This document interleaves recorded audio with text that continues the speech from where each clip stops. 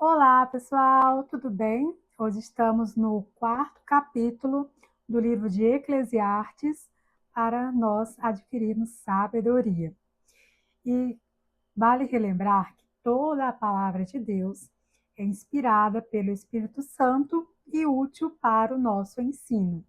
Então, por mais que Provérbios, Salomão estava numa fase da vida, Eclesiastes, parece que ele está mais numa fase mais pensativo, algumas pessoas falam que ele estava mais depressivo, mas não se esqueçam, toda a palavra de Deus é inspirada pelo Espírito Santo, verdade e útil para o nosso ensino. Então, tudo o que a palavra de Deus fala é a própria palavra de Deus, que é útil para nos ensinarmos e é tudo verdade. A palavra de Deus, ela não se contradiz. Por mais que uma coisa parece entrar em conflito com a outra, na verdade, elas se complementam, porque a palavra de Deus ela não se contradiz. Então, esse capítulo, Salomão ele está mais pensativo a respeito da vida. Eu estou com minha Bíblia nas mãos. Então, vamos começar no primeiro versículo do capítulo 4. Ele fala assim: Vi ainda todas as opressões que se fazem debaixo do sol, e as lágrimas dos que foram oprimidos, sem que ninguém os consolasse. Via a violência na mão dos opressores, sem que ninguém consolasse os oprimidos. Aqui ele está falando que ele viu as pessoas que estavam sendo oprimidas e ninguém fazia nada com isso. E as pessoas que oprimiam, não acontecia nada com elas. E ele fala assim: pelo que tenho por mais felizes os que já morreram, mais que uns e outros têm por feliz aqueles que ainda não nasceu e não viu as más obras que se fazem debaixo do sol. Salomão, ele fez tudo que ele tinha vontade de fazer na vida. Ele fala que não negou a si mesmo nenhum tipo de prazer. Então, ele resolveu se dedicar a viver uma vida prazerosa mesmo. E no final, ele parou para pensar e percebeu: é tudo vaidade, nada disso preenche o vazio do nosso coração, nada disso faz sentido, é tudo ilusão. Quando tem uma passagem que ele fala: o riso é tolice, o prazer não serve para nada.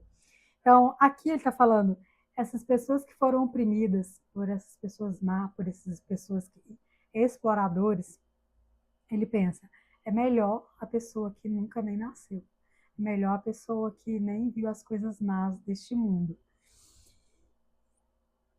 Então vi que todo trabalho e toda destreza em obras provém da inveja do homem contra o seu próximo.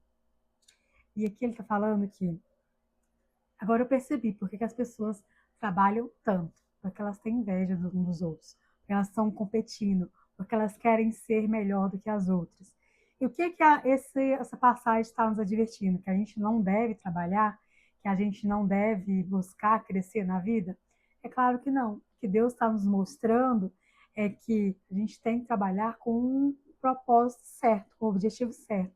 Não querer ser melhor do que os outros, não querer crescer na vida para poder ser melhor, para pôr inveja, querer cobiçar, que a cobiça ela é um tipo de idolatria e é pecado. O que a gente deve fazer é trabalhar para Deus, trabalhar por amor, trabalhar com um propósito. Não querer ter essa motivação errada, essa motivação de querer ser melhor que os outros ou por pura inveja. É isso que Salomão está querendo falar. Só que o que ele falou? Que as pessoas que trabalham muito porque elas querem ser melhor do que as outras. E isso não está errado. Ele parou e refletiu que é assim que a vida é. A gente não pode ir contra a realidade dos fatos. Ele não está se vitimizando. Ele está mostrando a realidade como ela é. E que os filhos de Deus não devem ser assim, não devem se matar de trabalhar por inveja porque quer ser melhor do que os outros. Ele falou, também isso é vaidade e correr atrás do vento. Olha ele falando, é tudo ilusão, é tudo ilusão. Também isso é vaidade e correr atrás do vento. O tolo cruza os braços e come a própria carne, dizendo, melhor um punhado de descanso do que ambas as mãos cheias de trabalho e correr atrás do vento. Ele fala na outra linguagem, ele fala assim, somente um tolo cruzaria os braços e morreria de fome. Ele falou assim, é verdade, mas é melhor do que ficar sempre correndo atrás do vento. Então você percebe que são dois extremos aqui que ele coloca. Somente um tolo cruzaria os braços e morreria de fome. Mas tem outro extremo que são as pessoas gananciosas, aquelas que querem muito crescer na vida por inveja, porque querem ser melhor do que as outras. No final, é tudo vaidade, é tudo ilusão, é tudo como correr atrás do vento. E o inimigo, ele pega as pessoas sempre pelos extremos, pelos dois extremos. Tudo demais faz mal. Eu vi uma história de um rapaz que ele morreu porque ele tomou muita água. Os rins dele parou de funcionar. Ele foi para o hospital, foi fazer hemodiálise, mas ele morreu. Então, tudo demais, o tanto que a água é saudável, a água faz bem.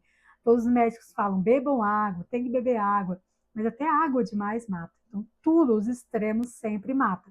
Tanto o tolo preguiçoso, que não quer trabalhar, que cruza os braços, somente um tolo cruzaria os braços até passar fome, morrer de fome. E o outro extremo também, a pessoa se matar de trabalhar por inveja ou por querer ser melhor do que as outras. No final, é tudo ilusão, é tudo como correr atrás do vento. É isso que ele está nos ensinando aqui. Então considerei outra vaidade debaixo do sol. Isto é, um homem sem ninguém, não tem filho nem irmã, contudo não cessa de trabalhar. E seus olhos não se fartam de riquezas e não diz: para que eu trabalho tanto, se nego à minha alma os bens da vida? Também isto é vaidade e enfadonho trabalho. E que ele está falando, para que a pessoa se mata de trabalhar se ela não tem família, se ela não tem amigos, se ela não tem ninguém, que ela está sempre correndo atrás da riqueza? Isso também é ilusão, não adianta nada. A pessoa também se matar de trabalhar e não gozar os prazeres da vida, os prazeres saudáveis da vida, claro. E o que ele está falando? Não adianta. Tudo ilusão, é tudo vaidade. Tem um provérbio que fala assim: não te fatigues para seres rico, nem aplico nisso a tua inteligência. Porventura fitará os olhos naquilo que não é nada? E em outra linguagem, nova tradução, fala assim: não se mate a trabalhar tentando ficar rico, nem pense demais nisso, pois o seu dinheiro pode sumir de repente, como se tivesse criado asas e voado para longe como uma águia. Então, todos os extremos. É claro que a gente tem que querer riqueza. Riqueza é uma bênção de Deus. A gente tem que querer prosperar na vida. Só que tudo demais é vaidade, porque o coração está ali. Se o coração não estiver em Deus, nada vale a pena, nada adianta. Nem mesmo cruzar os braços, porque isso é tolice, não querer trabalhar, esperar cair do céu, e nem mesmo se matar de trabalhar. E não ter amigos, não ter família, não ter ninguém. Esse é um conselho de Salomão. Ele fala assim: qual que é a vantagem de um homem se matar de trabalhar, um homem, no caso, homem e mulher, se matar de trabalhar, sendo que ele não tem ninguém, sendo que ele não vai deixar a herança para ninguém? Para que viver sozinho, solitário, sem ninguém para compartilhar a vida? Isso também é ilusão. E aí ele fala: é melhor serem dois do que um, porque tem melhor pago do seu trabalho, porque se caírem, um levanta o outro. Porém, do que estiver só, pois caindo não haverá quem o levante. Também, se dois dormirem juntos, eles se aquentarão, mas um só, como se esquentará? Se alguém quiser prevalecer contra um, os dois lhe resistirão. Mas se for só um, não, a pessoa ela está vulnerável, né? E ele fala assim: uma corda de 3 cordões, uma corda de 3 dobras, não se rebenta com facilidade. Isso tem um conselho espiritual muito grande, porque aqui ele está falando dos benefícios de ser duas pessoas. Está falando assim: é melhor serem dois do que um, porque um fortalece o outro. Um, quando estiver fraco na fé, o outro ajuda. É melhor você ter pessoas à sua volta que caminham nessa jornada da fé, porque a gente é ser humano, a gente se abala, a gente às vezes cai, só que o justo cai e se levanta.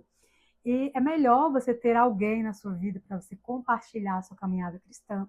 Melhor você ter pessoas à sua volta. E isso é muito bom. E aqui ele está falando dos benefícios de ter alguém do seu lado. E ele fala assim: uma corda de 3 dobras não se rebenta com facilidade. Então, você, outra pessoa e o Espírito Santo ali, unidos. Uma corda de 3 dobras não se arrebenta com facilidade. Se Deus é o centro da sua vida, se você compartilha a pessoa com outra pessoa, compartilha a sua vida com outra pessoa, e essa pessoa também serve a Deus, você se torna uma pessoa forte, imbatível emocionalmente, porque por mais que você balança, tem outro ser humano ali para te ajudar, e tem Deus, que é Deus que nos sustenta. Melhor é o jovem pobre, sábio, do que o rei velho e insensato, que já não se deixa admoestar. O que ele está falando? É melhor ser pobre e ter sabedoria do que ser um rei e tolo. É isso que ele está falando dizer. Ele não está fazendo apologia à pobreza, porque tem muitas pessoas que confundem os ensinamentos de Salomão quando ele compara o pobre e o rico.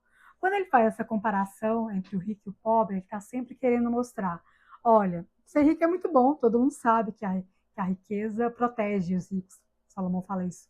Então, ter riqueza, todo mundo sabe que é bom. Até pobre sabe que ser rico é bom.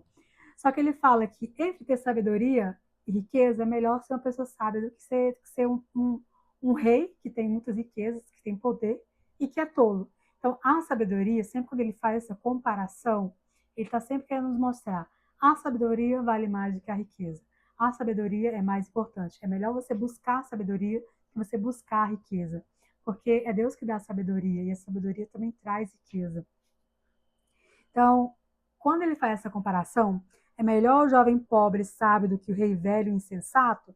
Ele está falando assim: é melhor um jovem que tem sabedoria do que um rei, um jovem pobre, do que um rei que é tolo. É isso que ele está querendo mostrar, que a sabedoria ela vale mais do que a riqueza, do que o poder de qualquer outra coisa.